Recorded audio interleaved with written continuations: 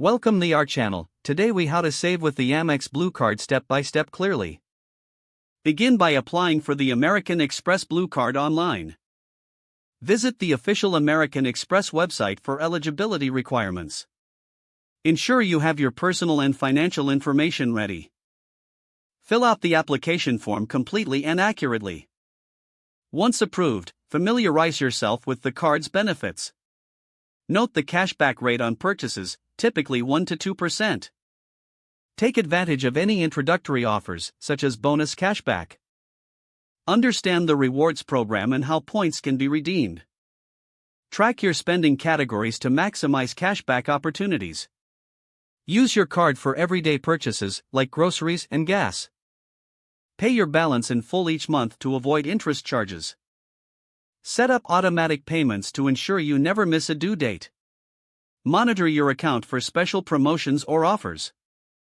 Participate in Amex offers to boost cashback on specific merchants. Consider making larger purchases with the card, if feasible.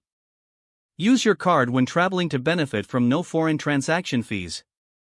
Review your monthly statements to track your spending habits. Be mindful of your credit utilization to maintain a healthy credit score. Evaluate your rewards periodically to adjust your spending strategy. Stay informed about any changes in the card's terms or benefits. Reassess your financial goals regularly and adjust card usage accordingly. If the page does not load, refresh the browser or try again in a private or incognito window.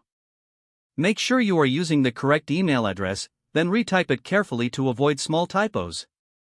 If your password is not accepted, use the reset option and create a new strong password you can remember. Check your spam folder for verification or security emails, then complete any requested confirmation steps. Enable two-factor authentication if available to improve account security and reduce unauthorized access risk.